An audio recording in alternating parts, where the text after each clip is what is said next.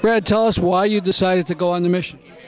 Well, I've been working for Free Palestine now for a couple of years, ever since the horrendous Operation Cast Lead, which happened in the winter of 2008-9, when the world saw the complete hysterically disproportionate and unnecessary violence and oppression that the Israeli military state has frankly been wreaking against the Palestinians in Palestine for 60 years, but which has in recent years, instead of resolving and getting better and looking toward a better day, has actually intensified and worsened. So it's now time, as it has been all along, but now it's critically time for world citizens, people who care about a better day on a global level, to step forward and stand shoulder to shoulder with besieged Gaza, and as well as the rest of Palestine, and work to, and as well as us Americans who have a particular responsibility to influence our own society and our own government to stop supporting the siege. Could you tell me a bit about yourself, your background, work, and things like that?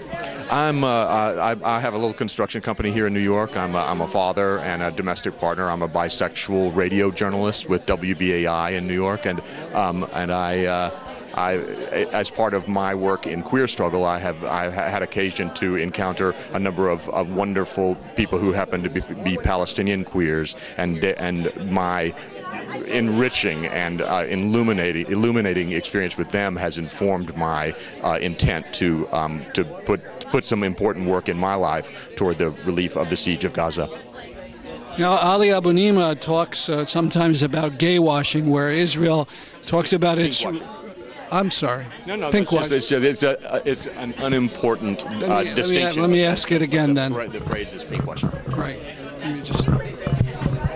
Ali Abu Nima sometimes talks about the concept of pink washing, where Israel talks about its relatively better record on gay rights as a way of justifying itself and continuing its treatment of Palestinians. What do you think about that?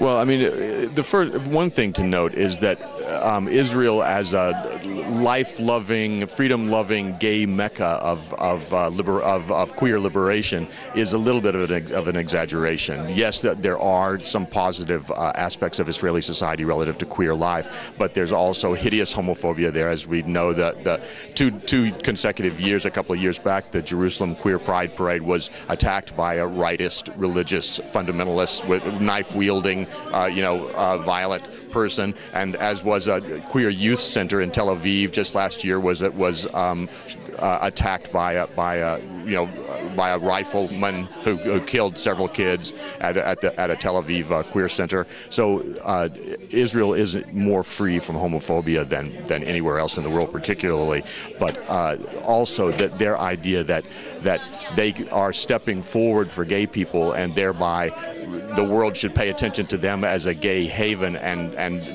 have attention drawn away from the fact of the occupation and the fact that queer Palestinians don't have any more rights in Israel than anybody else. I mean, and that the idea that all the surrounding Arab societies are homophobia torture chambers for gay people is just a hideous distortion and basically a racist misinformation of the public. Thank you very much. Thank you.